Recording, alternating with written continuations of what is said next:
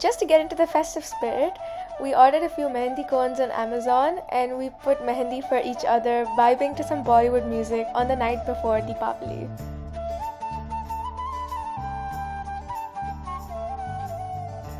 It was our first time putting mehendi for each other, but I think it's safe to say that we did pretty well. Although we did take like 3 hours to do this. On the evening of Deepavali, my friend and I dressed up together in traditional clothing and we did each other's makeup and just dressed up for the occasion. We then cycled into town to collect a Deepavali special dinner that we pre-ordered from an Indian restaurant called the Tiffin Truck. This was my first time coming to this restaurant and it was so Indian and festive and I just loved the ambience of the restaurant. This was the first time in so long that I was having Indian food and it really just reminded me of home and the food was so good. I didn't even vlog that much this evening because we were all just busy enjoying the food so much. I got to meet my Indian friends from Singapore briefly that evening and we just spent a bit of time together. I also put mehendi for another friend of mine and she really loved it. So I'm wearing my thermal stockings underneath and I had to fold up my white leggings just so it doesn't get like muddy and wet while cycling. Cycling in like full desi wear and a salwar kameez. I guess that's the first to everything. It's like a ghost town at night. City center. Guys, you perhaps can't even see this, but it's such a beautiful starry night. The sky is so clear and the stars are they're just shining so bright. It's crazy, it's beautiful. Anyway, I just cycled up Castle Hill, so I'm panting. Happy Deepavali, and I hope you all had a restful, wonderful, wholesome Deepavali. I'm back home.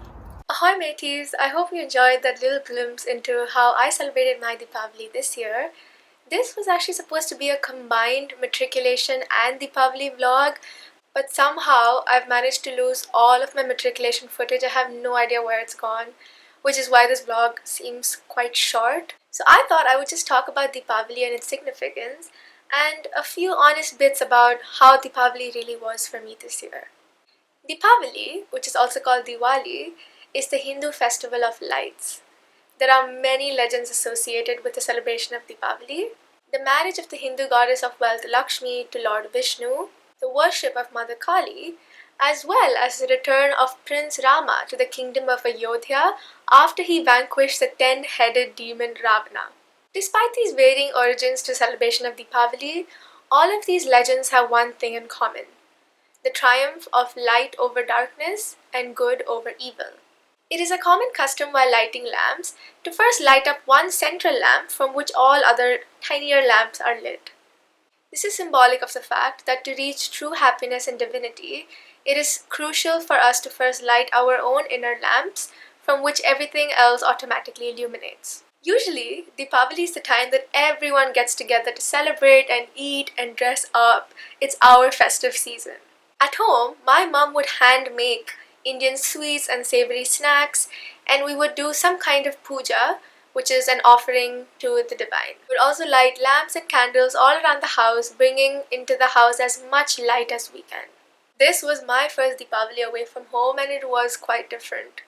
I know that usually the Cambridge Indian Society and Hindu Society do organize events for Deepavali, but this year Deepavali was amidst Covid-19 as well as a national lockdown in the UK, which really wasn't conducive for hosting large gatherings. On the morning of Deepavali, I was scrolling through Instagram and I was seeing all these pictures of my friends and family back home celebrating, and I was sitting at my study table watching my Saturday morning lectures and I literally just broke down because all I wanted to do was be back home with family and not at the study table in this place where Deepavali didn't even feel festive. I was in tears while I was explaining to my friend why it just did not feel like Deepavali. Which is why I really try to pick myself up and get into the festive spirit by dressing up in traditional clothes, having some Indian food, and just spending quality time with my Indian friends at Cambridge, which really did make me feel much more at home. I was quite sad about not being to be at home during Deepavali,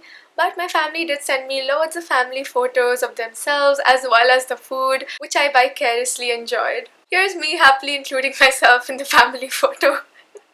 I know Deepavali was different for everyone this year, but I still hope that you got to enjoy the little things with your loved ones, whether it be in person or virtual. I'm really glad I had at least my Indian friends at Cambridge to celebrate with because they really made me feel much more at home.